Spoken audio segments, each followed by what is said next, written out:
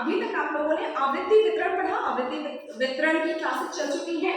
अब मैं आपको ग्राफिकल रिप्रेजेंटेशन या आलेखीय निरूपण, जो डेटा जो सोर्स है दिए हुए हैं उनको किस तरह से ग्राफिकल रिप्रेजेंटेशन करते हैं, ग्राफ के माध्यम से उसको किस तरह से प्रदर्शित करते हैं, आज हम आप लोगों को ग्राफिकल रिप्रेजेंटेशन पढ़ाएंगे। तो सबसे पहले हम ये समझते हैं कि ग्राफिकल रिप्रेजेंटेशन है क्या और क्यों किया जाता है।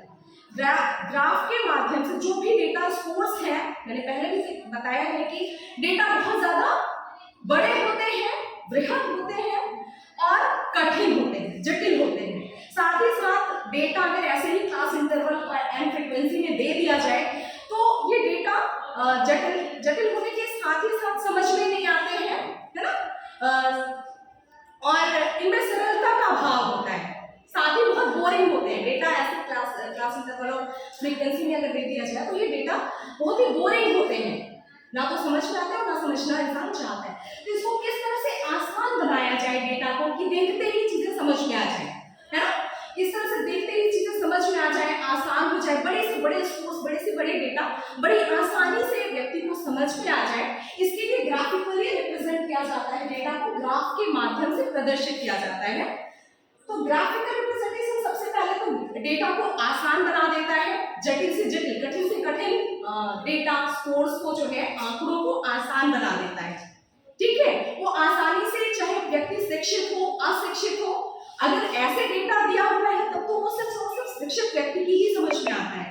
अगर व्यक्ति अशिक्षित है तो उसे समझ में नहीं आता है। लेकिन अगर ग्राफिकल रिप्रेजेंटेशन यानी ग्राफ के माध्यम से दे दिया जाए, जैसे चित्रों के माध्यम से, पिक्टोग्राफ, या तो फिर जो है पाई डायग्राम के माध्यम से, है ना, वृत्त चित्र के माध्यम से दे दिया जाए तो बड़ी आसानी से शिक्षित अशिक्षित सभी की समझ में आ जाते हैं, डेटा आसानी से समझने योग्य हो जाते हैं, जटिल से जटिल डेटा आसान हो जाते हैं और इनकी बृहदता कम हो जाती है। जैसे आप लोग अगर रिसर्च करते हैं, सपोज करिए कि आप 400, आपका सैंपल साइज 400 भी है, या अगर हम एक ही कक्षा के 100 छात्रों के रिजल्ट भी दें तो वो रिजल्ट भी आपके 3 सब्जेक्ट प्लस जितने भी सब्जेक्ट हैं उन सबके और 100 के देना एक कठिन कार्य होगा। 100 डेटा वो भी अपने सब्जेक्ट वाइज देना कठिन होगा। लेकिन अगर हम यही ग्राफिकली रिप्रेजेंट कर दें तो ग्राफ के माध्यम से बहुत आसानी से जो है बड़े से बड़े स्कोर्स को प्रदर्शित किया जा सकता है। ठीक, अब ग्राफिकल रिप्रेजेंटेशन बताने के पहले मैं सबसे पहले आप लोगों को बताना चाहूंगी कि इसमें जो है 2 एक्सिस होते हैं, 2 अक्ष होते हैं। एक जो वर्टिकली होता है ये वाई एक्सिस है और हॉरिजॉन्टली एक्स एक्सिस। ये शून्य से प्रारंभ होता है 0। हम आवृत्तियों को वाई एक्सिस पे और क्लास इंटरवल या स्कोर्स को जो है क्लास इंटरवल को जो है एक्स एक्सिस पे रिप्रेजेंट करते हैं। ये X axis and Y axis के बीच में जो है कि 90 डिग्री,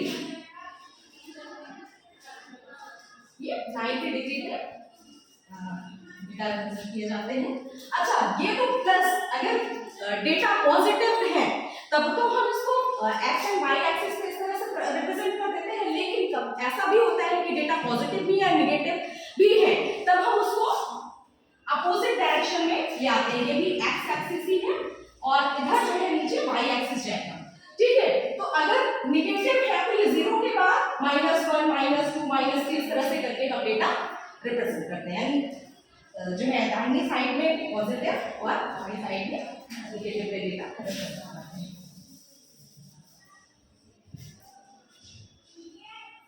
अब हम बात करते हैं कि ग्राफिकल रिप्रेजेंटेशन हम कितने प्रकार से कर सकते हैं।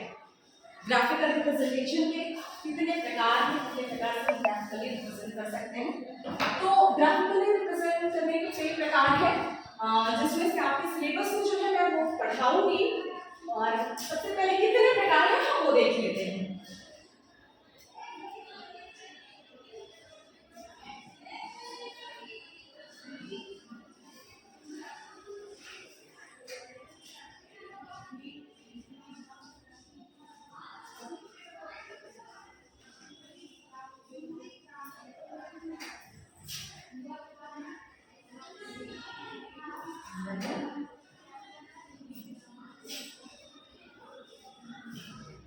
फ्रीक्वेंसी पॉलीगन,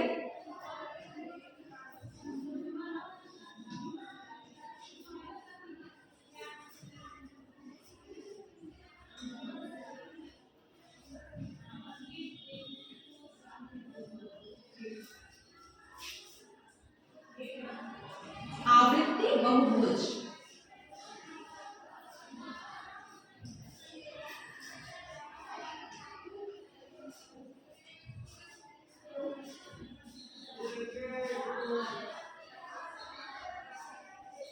आवृत्ति बहुभुज,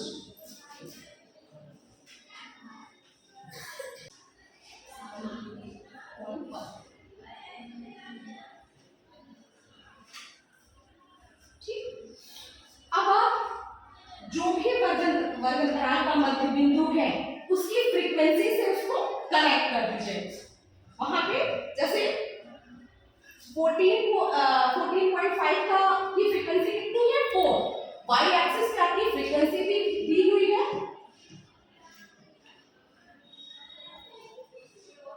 एंड एक्स एक्सिस पे आपका क्लास इंटरवल वर्गंतराल दिया हुआ है, वर्गंतराल का मध्य बिंदु। तो मध्य बिंदु को उसकी फ्रीक्वेंसी जैसे 14.5 मध्य बिंदु की फ्रीक्वेंसी कितनी है 4 है, तो 4 के सामने यहां से जो है यहां पे आएगा एक बिंदु रख दीजिए। फिर 24.5 की फ्रीक्वेंसी 8 है, 24.5 ये है फ्रीक्वेंसी क्या है 8, यहां पे एक बिंदु रख दीजिए। इसी तरह से 34.5 की फ्रीक्वेंसी कितनी है 7,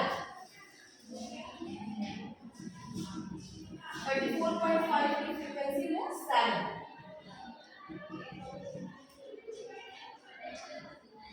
यहां पे एक बिंदु रख दीजिए। अब 44.5 की फ्रीक्वेंसी है 12,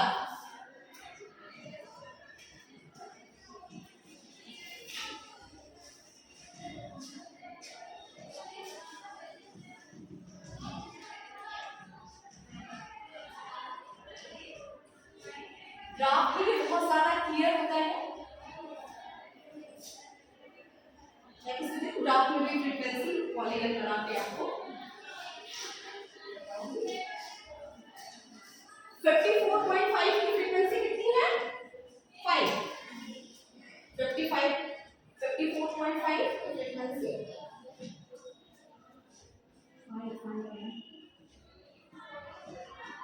5, यहाँ पे बिंदु रख दीजिए। 64.5 की फ्रीक्वेंसी कितनी है 3,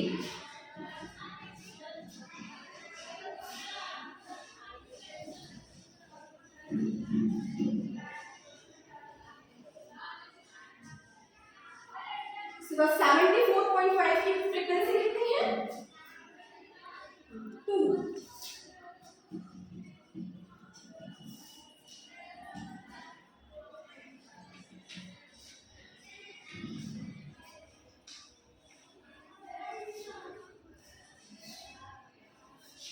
आपने यहाँ पे बिंदु रख दिया। 54.5 मिड पॉइंट की फ्रीक्वेंसी कितनी थी 4, 24.5 की 8, 34.5 7, 44.5 12, 54.5 5 and 64.5 3 and last 74.5 की 2। अब आपको स्केल रखा है इन सभी को जो आपने बिंदु रखा हुआ है इन सभी को मिला दीजिए।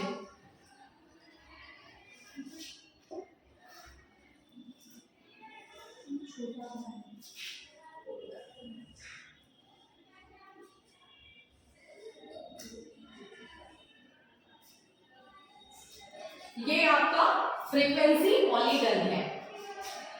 इसमें बहुत सारी भुजाओं के द्वारा आवृत्तियों को उनके क्लास इंटरवल के अकॉर्डिंग प्रदर्शित किया जाता है। जैसे आपने एक्स एक्सिस पे क्लास इंटरवल लिखा और वाई एक्सिस पे फ्रीक्वेंसी, और फिर क्लास इंटरवल को जो है उसके मिड पॉइंट के आधार पर, क्योंकि इसमें 10 से लेकर 19 तक जो है आंकड़े हैं, तो इसका जो मध्य बिंदु है, प्रत्येक वर्गंतराल का आपने मध्य बिंदु लिखा और उसके मध्य बिंदु को उसकी आवृत्ति से जो है मिला दिया।